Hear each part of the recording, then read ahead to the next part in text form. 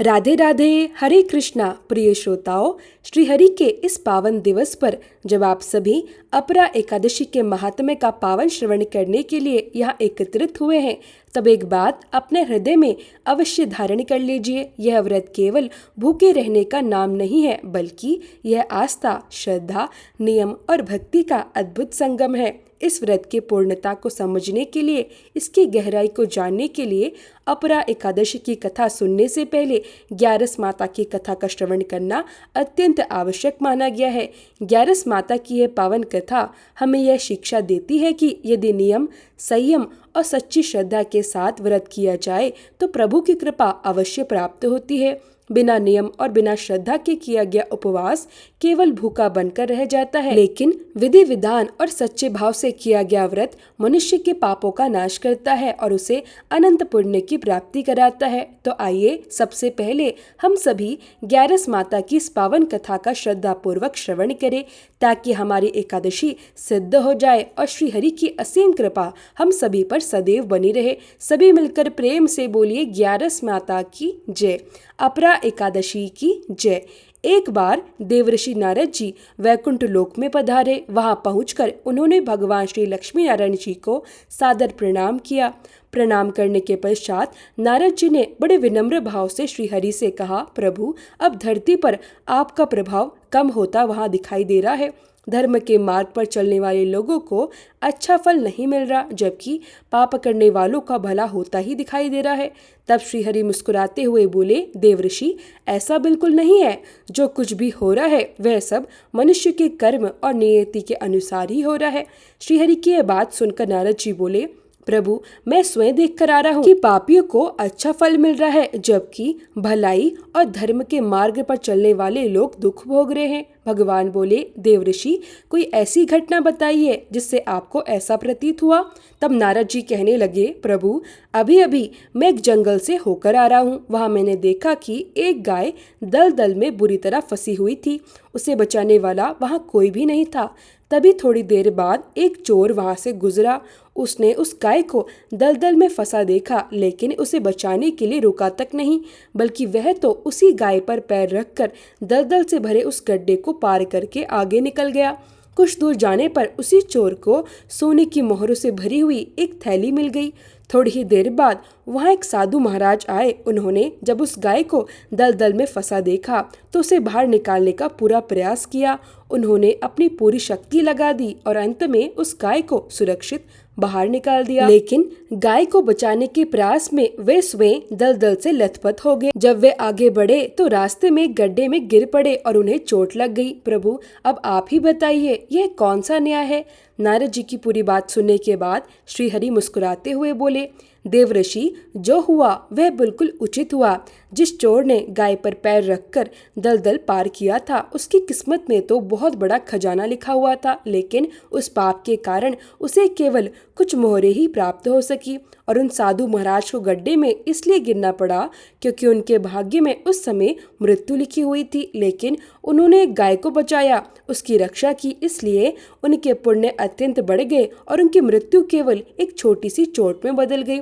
भगवान श्री हरि आगे बोले, देवऋषि, मनुष्य के कर्म ही उसके भाग्य का निर्माण करते हैं, इसलिए अच्छे कर्म करना कभी भी नहीं छोड़ना चाहिए। श्री हरि की यह दिव्य वाणी सुनकर देवऋषि नारद जी प्रसन्न हो गए। उन्होंने मुस्कुराते हुए प्रभु को प्रणाम किया और नारायण नारायण कहते हुए प्रभु की रची हुई इस अद्भुत सृष्टि की अन्य लीलाओं को देखने के लिए वहां से प्रस्थान कर गए। सभी मिलकर प्रेम से बोलिए, लक्ष्मी नारायण भगवान की जय। अब सुनिए एकादशी माता की पावन कथा। इस कथा को सुनने मात्र से ही एकादशी का व्रत पूर्ण माना जाता है। श्रोताओं, एक समय की बात है, एक बूढ़ी माता बड़े ही श्रद्धा और भक्ति भाव से एकादशी का व्रत रखा करती थी। वह अत्यंत वृद्ध हो चुकी थी, लेकिन उनके मन में भगवान श्री हरि के प्रति अटूट आस्था थी। उन्हें वृद्ध अवस्था में किसी भी प्रकार की सांसारिक वस्तु की इच्छा नहीं थी, क्योंकि वे मानती थी कि एकादशी का व्रत रखने से श्रीहरि की कृपा से मनुष्य को सब कुछ प्राप्त हो जाता है। वह बूढ़ी माता अपने बच्चों के सुख, अपने परिवार की शांति और सबकी मंगल कामना के लिए इतना कठिन व्रत रखा करती थी। दिन भर वे बड़े कठिन मन से अपनी प्यास को रोक कर रखती थी, क्योंकि एकादशी के व्रत में वे जल की एक बूंद भी ग्रहण नहीं करती थी। द्वादशी के दिन ही जल पीकर वे अपने व्रत का पारण किया करती थी। पूरा दिन उन्होंने किसी प्रकार अपने मन को संयमित रखा, भगवान की पूजा पाठ की, व्रत की कथा पढ़ी और श्रद्धा पूर्वक सुनी। इसके बाद उन्होंने पंडित जी को मिट्टी के एक पात्र में भरकर जल और मौसमी फल दान में दिए, साथ ही दोने भरकर शक्कर भी वितरित की। भीषण गर्मी के कारण उन्हें बहुत अधिक बेचैनी होने लगी। एक तो वे निराहार और निर्जल रहकर उपवास कर रही थी, ऊपर से प्यास भी उन्हें अत्यंत व्याकुल कर रही थी।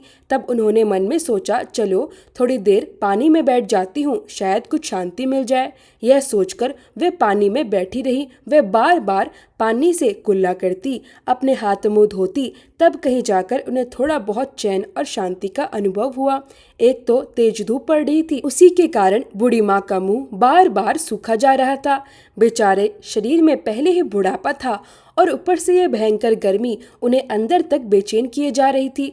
बुढ़ापे की हालत भी कुछ ऐसी ही होती है, जहाँ तन जल्दी थक जाता है और मन बड़ी मुश्किल से धीरज बंधा पाता है। किसी तरह रो धोकर बूढ़ी माँ ने दिन तो काट दिया, लेकिन अब उनके सामने पहाड़ जैसी लंबी रात खड़ी थी, जो किसी भी हाल में कटती हुई दिखाई नहीं दे रही थी।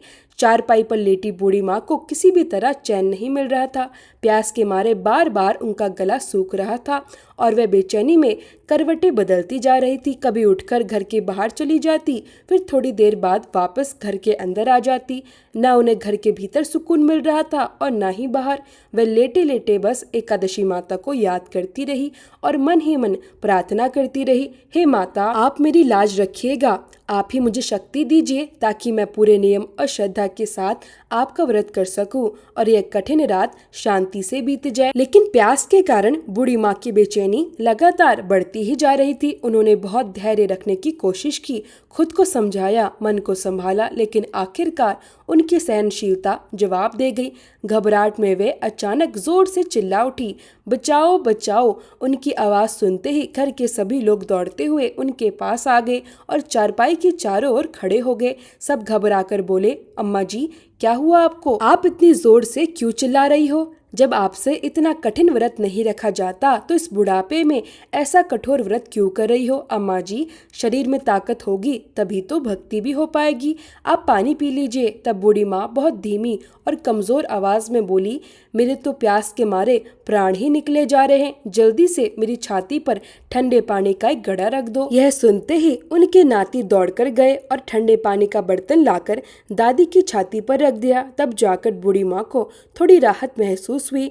थोड़ी देर बाद जब उन्हें कुछ सुकून मिला तो उन्होंने धीरे से अपनी आंखें बंद कर ली। उधर एकादशी माता यह सब देख रही थी। वह मन ही मन सोचने लगी, यह बूढ़ी माँ है जरूर, लेकिन कितने नियम और सच्ची श्रद्धा से मेरा व्रत रखती है। मुझे जाकर इसकी परीक्षा लेनी चाहिए। ऐसा विचार करके आधी रात को एकादशी माता मुर्गे का रूप धारण कर वहां आ पहुंची और जोर जोर से कुकड़ुक करने लगी। मुर्गे की आवाज सुनते ही बूढ़ी माँ तुरंत उठ बैठी। वह धीरे धीरे बाहर गई और आसमान की ओर देखने लगी, लेकिन उन्हें कहीं भी सुबह का तारा दिखाई नहीं दिया। अब वे मन ही मन सोचने लगी, आखिर यह मुर्गा इतनी रात में क्यों बोल गया? एक तरफ प्यास उन्हें तड़पा रही थी और दूसरी तरफ मन भी बेचैन होने लगा था। लेकिन तभी बूढ़ी माँ ने मन में दृढ़ निश्चय कर लिया, अब चाहे कुछ भी हो जाए, मैं यह व्रत पूरा करके ही रहूंगी, फिर चाहे व्रत पूरा होने तक मेरे प्राण ही क्यों ना निकल जाए। इतना सोचकर वे वापस अपनी चारपाई पर आकर लेट गई। थोड़ी देर बाद एकादशी माता ने फिर से उनकी परीक्षा लेने का निश्चय किया। इस बार वे एक छोटी सी कन्या का रूप धारण करके आई। उनके हाथ में मीठे शरबत से भरा हुआ एक गिलास था। वे बूढ़ी माँ के सिरहाने आकर मीठी आवाज में बोली, दादी जी, सवेरा हो गया है, अब आप हाथ मुंह धोकर यह शरबत पी लीजिए। मीठे शरबत से भरा गिलास देखकर बूढ़ी माँ का मन एक पल के लिए डोल गया। प्यास के मारे उनका गला सूख रहा था। ऐसा लग रहा था जैसे अभी पानी ना मिला तो प्राण ही निकल जाएंगे। लेकिन तभी अचानक उन्हें याद आया कि आज तो उनका एकादशी का उपवास है। उन्होंने तुरंत अपने मन को समझाया और सोचने लगी, नहीं, अभी मैं किसी भी हालत में यह शरबत नहीं पी सकती, मेरा व्रत अधूरा हो जाएगा। इतना सोचकर वे बिना कुछ बोले चुपचाप फिर से अपनी चारपाई पर जाकर लेट गई। थोड़ी ही देर में जैसे ही उनकी आंख खुली, उन्हें ऐसा महसूस हुआ मानो किसी ने उन्हें पानी से भरे गहरे कुएं में धक्का दे दिया हो। वह इस कुएं में बहुत देर तक हाथ पांव चलाती रही, बाहर निकलने की कोशिश करती रही, लेकिन इतने पानी के बीच रहने के बाद भी उन्होंने अपने मुंह में पानी की एक बूंद तक जाने नहीं दी, क्योंकि उन्होंने अपने एकादशी व्रत का ध्यान था और वह पूरे दृढ़ निश्चय के साथ अपने व्रत का पालन करती रही। कुछ समय बाद उन्हें ऐसा लगने लगा मानो सामने भयंकर आग जल रही हो। उस आग की तपिश से उनका पूरा शरीर जलने लगा। गर्मी इतनी अधिक थी कि प्यास के मारे उनके प्राण निकलते हुए महसूस हो रहे थे। लेकिन इतना सब सहने के बाद भी बूढ़ी माँ ने पानी की एक बूंद तक ग्रहण नहीं की। वह बस चारपाई पर बैठी बैठी एकादशी माता का ध्यान करती रही। उनके मन में केवल अपनी भक्ति और व्रत की श्रद्धा थी। धीरे धीरे रात बीतने लगी। अब सुबह होने में बस थोड़ा ही समय बाकी था। यह सोचकर बूढ़ी माँ के मन को थोड़ी तसल्ली मिली और वह धीरे धीरे इधर उधर टहलने लगी। उधर एकादशी माता अब तक यह बात अच्छी तरह समझ चुकी थी कि इस बूढ़ी माँ को किसी भी तरह उनके व्रत से नहीं हटाया जा सकता। वह उनकी सच्ची श्रद्धा, नियम और अटल विश्वास को पहचान चुकी थी। आखिरकार सुबह हो गई। सवेरे होते ही बूढ़ी माँ ने स्नान किया, पूरे श्रद्धा भाव से भगवान श्रीहरि का पूजन किया, फिर बड़े नियम से एकादशी माता की कथा सुनी। उसके बाद उन्होंने ब्राह्मणों को दक्षिणा देकर आदर सहित भोजन कराया। तब जाकर कहीं उन्होंने स्वयं जल ग्रहण किया, फिर कन्याओं को भोजन कराया और अंत में स्वयं भोजन किया। उस श्रेष्ठ और पवित्र व्रत के प्रभाव से बूढ़ी अम्मा की आयु बढ़ गई। उनके जीवन में सुख और शांति आने लगी। उनका घर परिवार खुशियों से भर गया। अब उनके घर में किसी भी चीज की कोई कमी नहीं रही। उनका घर हर प्रकार के सुख साधनों से भर गया। धीरे धीरे उनका आंगन नाती नातिनों की खुशियों से गूंजने लगा और बूढ़ी माँ उसी दिन से पूरे 12 महीनों तक एकादशी का व्रत श्रद्धा और नियम के साथ करने लगी। बूढ़ी माँ की यह अटूट श्रद्धा और सच्ची भक्ति देखकर पूरा गांव भी आश्चर्य करने लगा। लोग आपस में कहने लगे, देखो, इतनी अधिक उम्र के होने के बाद भी अम्मा जी ने कितने नियम और विश्वास से एकादशी का व्रत रखती है। न गर्मी इन्हें डगा पाई, न प्यास और न ही इतनी कठिन परीक्षा। जो भी उनकी कथा सुनता है वह अपनी भक्ति की प्रशंसा किए बिना नहीं रह पाता। बूढ़ी माँ के मन में भी अब पहले से कहीं अधिक विश्वास बढ़ चुका था। वह हर एकादशी पर पूरे मन से भगवान श्रीहरि और एकादशी माता का स्मरण करती, पूजा करती और नियम पूर्वक व्रत रखती। उनके जीवन में अब पहले जैसी बेचैनी नहीं रही। घर में सुख समृद्धि बनी रहने लगी। परिवार के सभी लोग उनका आदर करने लगे। बच्चे और नाती नातिने भी उनकी सेवा में लगे रहते।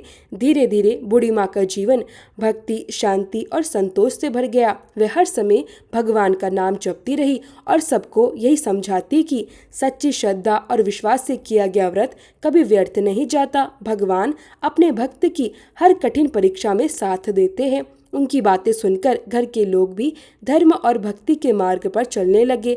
घर का वातावरण पहले से कई अधिक पवित्र और सुखमय हो गया। एकादशी माता के व्रत के पुण्य प्रताप से इस संसार में हर प्रकार के सुखों का भोग करके वह बूढ़ी माँ अंत में भगवान श्रीहरि के पावन धाम को चली गई। जैसे एकादशी माता ने उन बूढ़ी माँ और उनके परिवार का जीवन सुख समृद्धि से भर दिया, वैसे ही हे एकादशी माता, हम सभी की मनोकामनाएं भी पूर्ण कीजिए। प्रेम और श्रद्धा से बोलिए, लक्ष्मी नारायण भगवान की जय, एकादशी माता की जय। हस्तिनापुर के दिव्य आकाश में आज एक बार फिर से पावन नाद गूंज रहा है। महाराज युधिष्ठिर की राजसभा प्रभु श्री कृष्ण के स्वागत के लिए उत्सुक और आतुर दिखाई दे रही है।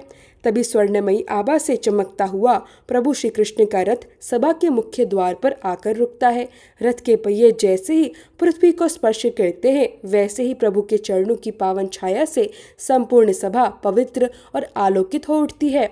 महाराज युधिष्ठिर श्रद्धा और विनम्रता से प्रभु श्री कृष्ण को प्रणाम करते हुए कहते हैं, हे प्रभु, कृपया करके हमें अपरा एकादशी की महिमा सुनाइए। तब भगवान श्री कृष्ण मधुर वाणी में कहते हैं, हे राजन, यह व्रत अचल सुख, सौभाग्य और मोक्ष प्रदान करने वाला है। यह सभी पापों का नाश करने वाला और समस्त पुण्यों को देने वाला महान व्रत है। आइए कथा आरंभ करने से पहले हम सभी भगवान श्री विष्णु से प्रार्थना करें। हे विश्व के पालनहार प्रभु, हमारी सभी त्रुटियों को क्षमा करें, हमारे व्रत को स्वीकार करें, हमें अपने प्रेम और स्नेह में बांध ले तथा भक्ति के मार्ग पर सदैव आगे बढ़ाते रहे। हमारे हृदय को पवित्र बनाकर हमें अपने दिव्य धाम तक पहुँचाने का आशीर्वाद दें। भगवान श्री कृष्ण धर्मराज युधिष्ठिर को अपरा एकादशी की कथा सुनाते हुए कहते हैं, हे युधिष्ठिर महाराज, अब इस पावन कथा को ध्यान पूर्वक सुनिए। प्राचीन समय की बात है। महीध्वज नाम के एक महान और धर्मात्मा राजा अपने स्वभाव के अनुरूप ही न्यायपूर्वक राज्य किया करते थे। उनके सशक्त और धर्ममय शासन में समस्त प्रजा सुख और शांति के साथ अपना जीवन व्यतीत कर रही थी। राजा महीध्वज का छोटा भाई व्रजध्वज अत्यंत क्रूर, अधर्मी और अन्यायी स्वभाव का था। वह अपने बड़े भाई से द्वेष और ईर्ष्या रखता था। अपने बड़े भाई की बढ़ती हुई प्रसिद्धि और सम्मान उससे सहन नहीं हो पा रहा था। इसी ईर्ष्या की अग्नि में जलते हुए एक दिन उसने एक भयंकर पाप कर डाला।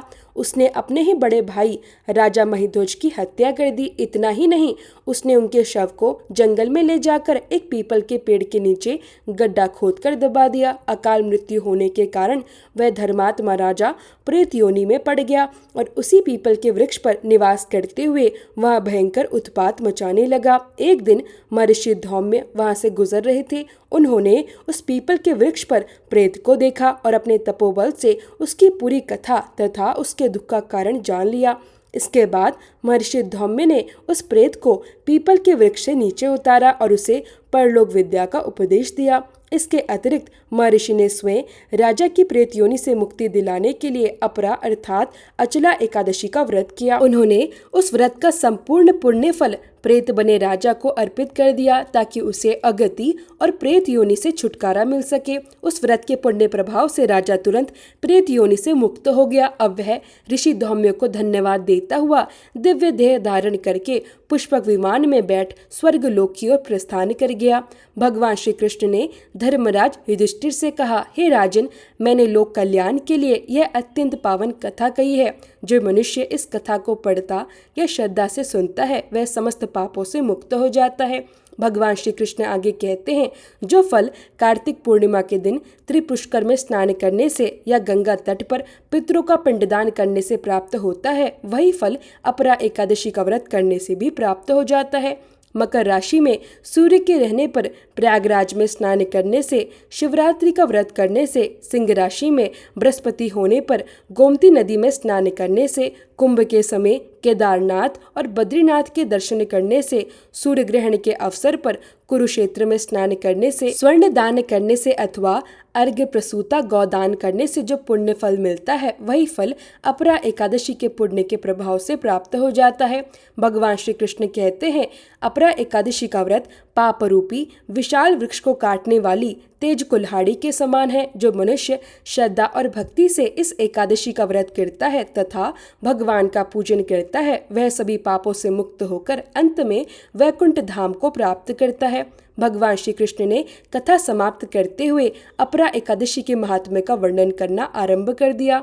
उन्होंने कहा, ज्येष्ठ मास के कृष्ण पक्ष में आने वाली इस अपरा एकादशी का व्रत करने वाला व्यक्ति अत्यंत गंभीर और भयंकर पापों से भी मुक्त हो जाता है, जैसे भ्रूण हत्या, ब्रह्म हत्या, अनैतिक संग, झूठ बोलना, झूठी गवाही देना, संपत्ति की लालसा में वेदों का अध्ययन और अध्यापन करना, अपनी इच्छा से मनगढ़ंत ग्रंथ लिखना अर्थात झूठे शास्त्र बनाना, ज्योतिष के नाम पर लोगों को भ्रमित करना, झूठा वैद्य बनकर लोगों को ठगना, ऐसे अनेक भयंकर पाप भी अपरा एकादशी के व्रत से नष्ट हो जाते हैं।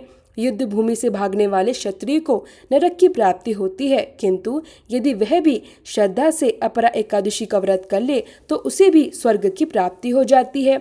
गुरु से विद्या प्राप्त करने के बाद जो शिष्य अपने ही गुरु की निंदा करते हैं वह निश्चित रूप से नरक में जाते हैं, लेकिन अपरा एकादशी का पुण्य इतना महान है कि यह मनुष्य के जीवन को पापों से मुक्त कर उसे धर्म और मोक्ष के मार्ग पर आगे बढ़ाता है।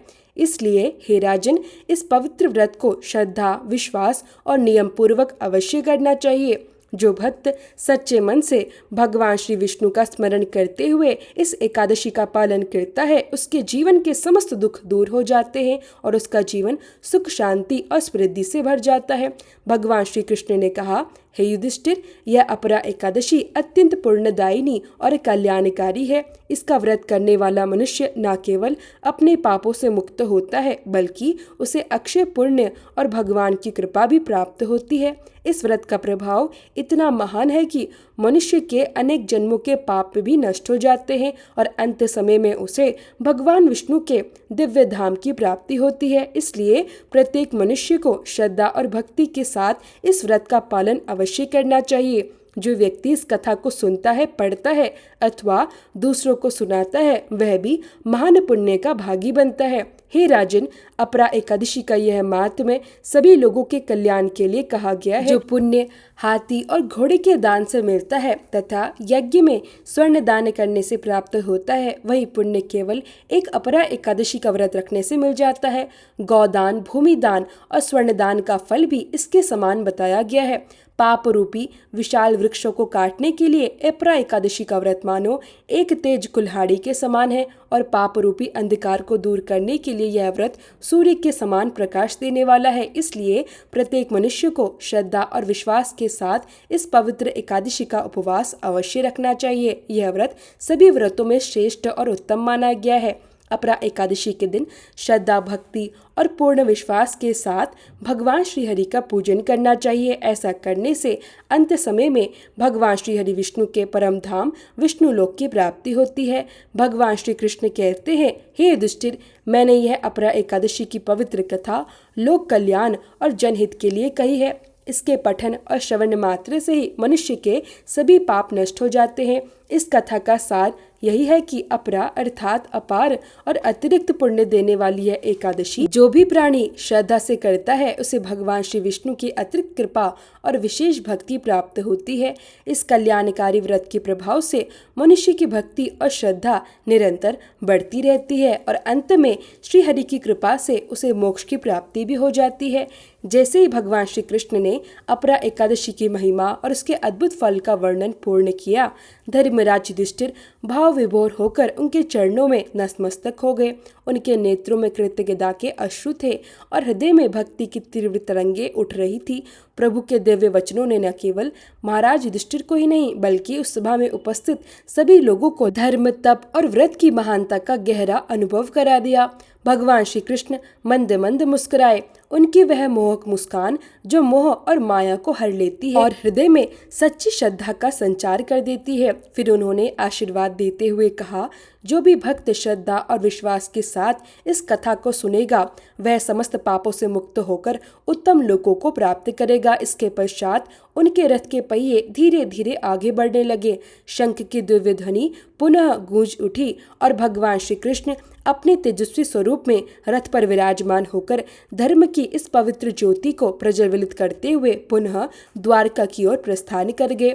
प्रिय श्रोताओं, आइए हम भी अपने जीवन में इस दिव्य कथा को अपनाएं। इस व्रत को पूर्ण श्रद्धा, भक्ति और विधि विधान से करें तथा भगवान के श्री चरणों में स्थान पाने की कामना करें।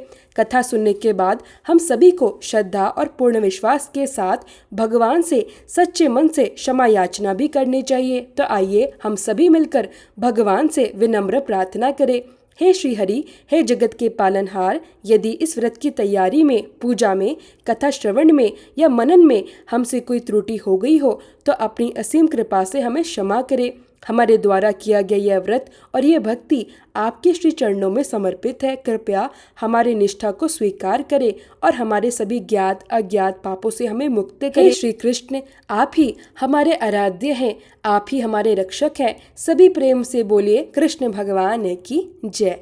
ज्येष्ठ मास में भगवान विष्णु के त्रिविक्रम रूप का विशेष पूजन किया जाता है। अब आइए आपको भगवान के त्रिविक्रम स्वरूप की पावन कथा सुनाते हैं। भगवान का यह त्रिविक्रम रूप उनकी दिव्य विद्या, अद्भुत शक्ति और अनंत महानता का प्रतीक माना जाता है।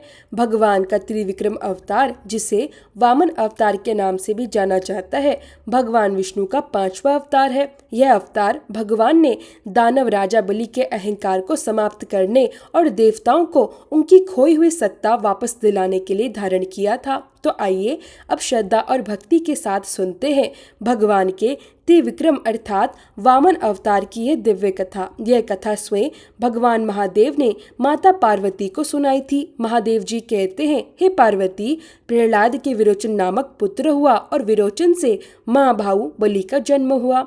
दैत्यराज बलि धर्म यज्ञों में श्रेष्ठ, सत्य प्रतिज्ञ, जितेंद्रिय, नित्य धर्मपरायण, पवित्र तथा भगवान श्री हरि के परम प्रिय भक्त थे। वे अत्यंत बलशाली और पराक्रमी थे। उन्होंने इंद्र सहित संपूर्ण देवताओं और मरुदगणों को पराजित करके तीनों लोकों को अपने अधीन कर लिया था। इस प्रकार वे संपूर्ण त्रिलोकी पर राज्य करने लगे। उनके शासन काल में पृथ्वी बिना जोते ही पके हुए धान उत्पन्न करती थी। खेती में अत्यधिक अन्न की उपज होती थी। सभी गौएं भरपूर दूध देती थी और वृक्ष सदैव फल फूलों से लदे रहते थे। सभी मनुष्य पापों से दूर रहकर अपने अपने धर्म का पालन करते थे। किसी को किसी प्रकार की चिंता नहीं थी। सभी लोग सदैव भगवान ऋषिकेश की पूजा किया करते थे। इस प्रकार दैत्यराज बलि धर्म पूर्वक राज्य का पालन करने लगे। इंद्र आदि देवता भी दास भाव से उनकी सेवा में उपस्थित रहते थे। बलि को अपने बल और पराक्रम का बहुत अभिमान था। वह तीनों लोकों के समस्त ऐश्वर्य का भोग कर रहे थे। उधर महर्षि कश्यप अपने पुत्र इंद्र को राज्य से वंचित देखकर अत्यंत चिंतित रहने लगे। वे अपने पुत्र के हित की इच्छा से पत्नी अदिति सहित भगवान श्री हरि को प्रसन्न करने के लिए कठोर तपस्या करने लगे। धर्मात्मा कश्यप ने अपनी पत्नी अदिति के साथ पयोव्रत का अनुष्ठान किया और उस व्रत में देवताओं के स्वामी भगवान जनार्दन का विधि पूर्वक पूजन किया। इतना ही नहीं, उसके बाद भी पूरे 1 सहस्र वर्षों तक वह निरंतर श्री हरि की आराधना में लीन रहे। अतः उनकी कठोर तपस्या से प्रसन्न होकर सनातन देव भगवान विष्णु भगवती लक्ष्मी जी के साथ उनके सामने प्रकट हुए। जगत के स्वामी श्री हरि को अपने समक्ष देखकर द्विज श्रेष्ठ कश्यप का हृदय आनंद से भर उठा। उन्होंने अदिति के साथ मिलकर भगवान को प्रणाम किया और अत्यंत भक्ति भाव से उनकी स्तुति करने लगे। तब भगवान विष्णु ने प्रसन्न होकर कहा, हे विप्रवर, तुम्हारा कल्याण हो। तुमने अत्यंत भक्ति भाव से मेरी आराधना की है, इससे मैं बहुत प्रसन्न हूँ। तुम कोई भी वर मांगो, मैं तुम्हारी मनोकामना अवश्य पूर्ण करूंगा। तब कश्यप जी हाथ जोड़कर बोले, हे देवेश्वर, दैत्यराज बलि ने अपने बल से तीनों लोकों को जीत लिया है। आप मेरे पुत्र रूप में अवतरित होकर देवताओं का कल्याण कीजिए। किसी भी उपाय से, चाहे माया से ही क्यों ना हो, बलि को परास्त करके मेरे पुत्र इंद्र को पुनः त्रिलोकी का राज्य प्रदान कीजिए। कश्यप जी की यह विनती सुनकर भगवान विष्णु ने तथास्तु कहकर उनकी प्रार्थना स्वीकार कर ली। उसके बाद देवताओं के मुख से अपनी स्तुति सुनते हुए भगवान वहीं अंतर्ध्यान हो गए। उसी समय महात्मा कश्यप जी के संयोग से देवी अदिति के गर्भ में भूत भावन भगवान का शुभ आगमन हुआ। समय बीतता गया और पूरे 1000 वर्ष के बाद देवी अदिति ने वामन रूप धारण किए हुए भगवान विष्णु का जन्म दिया। वे एक तेजस्वी ब्रह्मचारी के रूप में प्रकट हुए थे। ऐसा प्रतीत होता था मानो संपूर्ण वेद और वेदांग उन्हीं के स्वरूप में समाहित हो। वे मेखला, मृग चर्म, दंड और ब्रह्मचारी के अन्य दिव्य चिन्हों से विभूषित हो रहे थे। उनका तेज अद्भुत था। इंद्र सहित समस्त देवताओं ने महर्षियों के साथ मिलकर उनके दर्शन किए और अत्यंत श्रद्धा से उनकी स्तुति करने लगे। तब भगवान वामन ने प्रसन्न होकर देवताओं से कहा, हे देवगण, बताइए इस समय मुझे क्या करना चाहिए। तब देवताओं ने विनम्रता से कहा, हे मधुसूदन, इस समय राजा बलि का महान यज्ञ चल रहा है। ऐसे शुभ अवसर पर वह किसी को भी दान देने से मना नहीं करेगा। इसलिए प्रभु, आप दैत्यराज बलि से तीनों लोक मांगकर इंद्र को पुनः प्रदान करने की कृपा कीजिए। देवताओं की यह बात सुनकर भगवान वामन तुरंत उस यज्ञशाला की ओर चल पड़े जहाँ महर्षियों के साथ दैत्यराज बलि विराजमान थे। जब राजा बलि ने उस तेजस्वी ब्रह्मचारी को अपने यज्ञशाला में प्रवेश करते देखा तो वे तुरंत आदर पूर्वक अपने आसन से उठ खड़े हुए। उनके चेहरे पर मधुर मुस्कान थी। वे हाथ जोड़कर बोले, अभ्यागत सदैव स्वयं भगवान विष्णु का ही स्वरूप होता है, इसलिए आप निश्चय ही साक्षात विष्णु हैं जो आज यहाँ पधारे हैं। ऐसा कहकर उन्होंने उस ब्रह्मचारी को सुंदर पुष्पों से सजे आसन पर बैठाया, विधि पूर्वक उनका पूजन किया और फिर उनके चरणों में झुककर गदगद वाणी में बोले, हे विप्रवर, आज आपका पूजन करके मैं स्वयं को धन्य और कृतार्थ मानता हूँ। मेरा जीवन सफल हो गया। कृपया बताइए, मैं आपकी कौन सी प्रिय इच्छा पूर्ण करूं? आप जिस वस्तु की प्राप्ति के लिए यहाँ पधारे हैं उसे निसंकोच मांग लीजिए, मैं अवश्य प्रदान करूंगा। तब भगवान वामन ने मधुर स्वर में कहा, हे महाराज, मुझे केवल 3 पग भूमि दे दीजिए, क्योंकि भूमि का दान सभी दानों में श्रेष्ठ माना गया है। जो व्यक्ति भूमि का दान करता है और जो उसे स्वीकार करता है, वे दोनों ही महान पुण्य के भागी बनते हैं। ऐसे पुण्यात्मा निश्चित रूप से स्वर्गलोक को प्राप्त होते हैं। इसलिए आप मुझे केवल 3 पग भूमि दान में दे दीजिए। भगवान वामन की यह सरल वाणी सुनकर राजा बलि अत्यंत प्रसन्न हुए और मुस्कुराकर बोले, बहुत उत्तम। इसके बाद उन्होंने विधि पूर्वक भूमि दान का संकल्प करने की तैयारी आरंभ कर दी। लेकिन जैसे ही दैत्यराज बलि दान देने लगे, उनके गुरु और पुरोहित शुक्राचार्य जी ने उन्हें रोकते हुए कहा, राजन, पहचानो, यह कोई साधारण ब्राह्मण नहीं है, ये स्वयं परमेश्वर भगवान विष्णु है जो देवताओं की प्रार्थना पर यहाँ आए हैं। ये तुम्हें छल पूर्वक भ्रम में डालकर सारी पृथ्वी और तीनों लोक तुमसे छीन लेना चाहते हैं, इसलिए इन्हें भूमि का दान मत दो। यदि देना ही चाहते हो तो कोई अन्य वस्तु दे दो, परंतु भूमि का दान कभी मत करना। अपने गुरु की यह बात सुनकर राजा बलि हल्का सा मुस्कुराए और अत्यंत धैर्यपूर्वक बोले, हे ब्राह्मण श्रेष्ठ, मैंने जो भी यज्ञ तप और पुण्य किए हैं वह सब केवल भगवान वासुदेव को प्रसन्न करने के लिए ही किए हैं। यदि आज स्वयं भगवान विष्णु मेरे द्वार पर पधारे हैं तो इससे बड़ा सौभाग्य मेरे लिए और क्या हो सकता है। यदि उनके लिए मुझे अपना यह सुखमय जीवन भी त्यागना पड़े तो भी मुझे तनिक संकोच नहीं होगा। इसलिए आज मैं इन ब्राह्मण देवता को केवल 3 बग भूमि ही नहीं बल्कि आवश्यकता पड़ी तो तीनों लोक भी दान कर दूंगा। राजा बलि की अद्भुत भक्ति और दृढ़ निश्चय देखकर वहां उपस्थित सभी लोग आश्चर्यचकित रह गए। इसके बाद राजा बलि ने अत्यंत श्रद्धा और भक्ति भाव से भगवान वामन के दोनों चरण पखारे, फिर अपने हाथों में जल लेकर विधि पूर्वक भूमि दान का संकल्प किया। दान पूर्ण करने के बाद उन्होंने भगवान को नमस्कार किया, दक्षिणा स्वरूप धन अर्पित किया और प्रसन्न होकर बोले, हे ब्राह्मण देव, आज आपको भूमि दान देकर मैं स्वयं को धन्य और कृतकृत मानता हूँ। अब आप अपनी इच्छा अनुसार इस पृथ्वी को स्वीकार कीजिए। तब भगवान विष्णु ने दैत्यराज बलि से कहा, हे राजन, अब मैं तुम्हारे समान ही इस पृथ्वी को नापता हूँ। इतना कहते ही भगवान ने अपना छोटा सा वामन ब्रह्मचारी रूप त्याग दिया और देखते ही देखते विराट रूप धारण कर लिया। उनका वह दिव्य स्वरूप इतना विशाल और तेजस्वी था कि संपूर्ण सृष्टि उसमें समाई हुई प्रतीत हो रही थी। समुद्र, पर्वत, द्वीप, देवता, असुर और मनुष्यों सहित यह पूरी पृथ्वी, जिसका विस्तार 50 करोड़ योजन बताया गया है, भगवान मधुसूदन ने केवल एक ही चरण में नाप लिया। उस अद्भुत दृश्य को देखकर सभी देवता, ऋषि और असुर विस्मित रह गए। चारों ओर भगवान के दिव्य तेज का प्रकाश फैल गया। फिर भगवान ने दैत्यराज बलि की ओर देखकर कहा, हे राजन, अब बताओ दूसरा और तीसरा पग कहाँ रखूं? भगवान का वह विराट रूप अत्यंत तेजस्वी, अलौकिक और अद्भुत था। वह रूप महात्मा, ऋषियों तथा देवताओं के कल्याण के लिए प्रकट हुआ था। भगवान के उस अनंत और दिव्य रूप को देखकर सभी देवता आश्चर्य और भक्ति में डूब गए।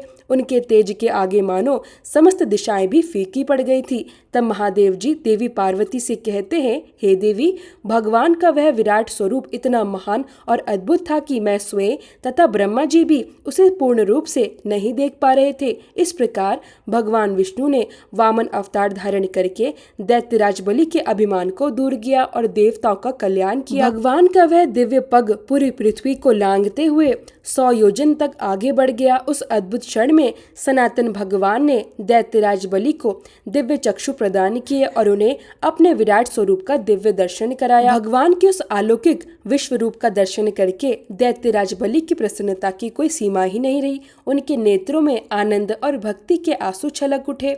फिर उन्होंने अत्यंत विनम्रता से भगवान को नमस्कार किया, स्तोत्र के द्वारा उनकी महिमा का गुणगान किया और गदगद वाणी में बोले, हे परमेश्वर, आपके दिव्य दर्शन पाकर मैं धन्य हो गया।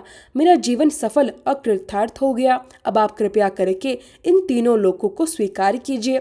तब सर्वेश्वर भगवान श्री विष्णु ने अपने दूसरे पग को ऊपर की ओर फैलाया। वह पग नक्षत्रों, ग्रहों और देवलोक को लांघता हुआ ब्रह्मलोक के अंतिम छोर तक जा पहुंचा, किंतु फिर भी पूरा नहीं पड़ा। उसी समय पितामह ब्रह्मा ने देव आदि देव भगवान के चरण कमलों को देखा, जो चक्र और कमल आदि दिव्य चिन्हों से सुशोभित थे। उन पावन चरणों का दर्शन करके उनका हृदय आनंद से भर उठा और उन्होंने अपने आप को धन्य माना। फिर उन्होंने अत्यंत भक्ति भाव से अपने कमंडल के जल द्वारा भगवान के चरणों को धोया। भगवान श्री विष्णु के दिव्य प्रभाव से वह चरणामृत अक्षय और पवित्र हो गया। वही तीर्थ स्वरूप निर्मल जल मेरु पर्वत के शिखर पर गिरा और संपूर्ण जगत को पवित्र करने के लिए चारों दिशाओं में बहने लगा। उन 4 पावन धाराओं के नाम क्रमशः सीता, अलकनंदा, चक्षु और बृहदा प्रसिद्ध हुए। मेरु पर्वत की दक्षिण दिशा की ओर जो धारा प्रवाहित हुई उसका नाम अलकनंदा पड़ा। आगे चलकर वह 3 धाराओं में विभाजित हो गई और त्रिपतगा तथा तीस्तोत्रा नाम से विख्यात हुई। यही लोक पावनी गंगा तीनों नाम से संसार में प्रसिद्ध हुई। ऊपर स्वर्ग लोक में वही गंगा मंदाग्नि कहलाई, नीचे पाताल लोक में भोगवती और मध्य अर्थात मृत्यु लोक में वेगवती गंगा के नाम से जानी गई। यह पवित्र गंगा समस्त मनुष्य को पावन करने के लिए प्रकट हुई है। इनका स्वरूप अत्यंत कल्याणकारी और मंगलमय है। महादेव जी माता पार्वती से कहते हैं, हे पार्वती, जब गंगा मेरु पर्वत से नीचे उतर रही थी तब मैंने स्वयं को पवित्र करने के लिए उन्हें अपने मस्तक पर धारण कर लिया। जो भी मनुष्य भगवान श्री विष्णु के चरणों से निकली हुई इस पवित्र गंगा का जल अपने मस्तक पर धारण करेगा अथवा श्रद्धा से उसका पान करेगा, वह निसंदेह संपूर्ण जगत में पूजनीय होगा। इसके बाद राजा भगीरथ और महातपस्वी गौतम ऋषि ने कठोर तपस्या करके मेरी आराधना की और गंगा जी को पृथ्वी पर लाने की प्रार्थना की। तब मैंने संपूर्ण विश्व के कल्याण के लिए उस कल्याण में वैष्णवी गंगा को प्रसन्नता पूर्वक उन दोनों महानुभावों को प्रदान कर दिया। महर्षि गौतम जिन गंगा जी को अपने साथ ले गए वे आगे चलकर गौतमी अर्थात गोदावरी के नाम से प्रसिद्ध हुई और राजा भगीरथ जिन गंगा को पृथ्वी पर लेकर आए वे भगीरथी गंगा कहलाई। हे देवी, प्रसंगवश मैंने तुम्हें गंगा जी के प्रादुर्भाव की यह उत्तम और पवित्र कथा सुनाई है। इसके पश्चात भक्त वत्सल भगवान नारायण ने दैत्यराज बलि को रसातल का उत्तम लोक प्रदान किया और उन्हें समस्त दानवों, नागों तथा जल जंतुओं का कल्प भर के लिए राजा बना दिया। इस प्रकार कश्यप नंदन वामन का वेश धारण करके अविनाशी भगवान श्री विष्णु ने राजा बलि से 3 लोक प्राप्त किए और प्रसन्नता पूर्वक उन्हें इंद्रदेव को सौंप दिया। तब सभी देवता, गंधर्व और परम तेजस्वी ऋषियों ने दिव्य स्तोत्रों द्वारा भगवान का स्तवन और पूजन किया। उसके बाद भगवान अच्युत ने अपना विराट स्वरूप समेट लिया और वहीं अंतर्ध्यान हो गए। इस प्रकार प्रभावशाली भगवान श्री विष्णु ने इंद्र की रक्षा की और उनकी कृपा से इंद्र ने पुनः 3 लोकों का महान ऐश्वर्य प्राप्त किया। भगवान शिव माता पार्वती से कहते हैं, हे शुभे, मैंने तुम्हें वामन अवतार के अद्भुत वैभव और महिमा का वर्णन सुनाया है। सभी प्रेम से बोलिए, वामन भगवान की जय। आइए अब हम सभी मिलकर एकादशी माता की आरती गाएंगे। ओम जया एकादशी माता, मैया जय एकादशी माता, विष्णु पूजा व्रत को धारण कर शक्ति मुक्ति पाता। ओम जया एकादशी माता, तेरे नाम गिनाऊं देवी, भक्ति प्रदान करनी, गर गौरव की देनी माता, शास्त्रों में वर्णी। ओम जया एकादशी माता, विष्णु पूजा व्रत को धारण कर शक्ति मुक्ति पाता। मार्गशीर्ष के कृष्ण पक्ष की उत्पन्ना विश्वतारिणी जनमी, शुक्ल पक्ष में हुई मोक्षदा मुक्तिदाता बन आई। ओम जया एकादशी माता। पौष के कृष्ण पक्ष की सफला नामक है, शुक्ल पक्ष में होए पुत्रदा आनंद अधिक रहे। ओम जया एकादशी माता। नाम षटतिला माघ मास में कृष्ण पक्ष आवे, शुक्ल पक्ष में जया कहावे, विजय सदा पावे। ओम जया एकादशी माता। विजया फागुन कृष्ण पक्ष में शुक्ला आमल की, पाप मोचनी कृष्ण पक्ष में चैत्र महाबली की।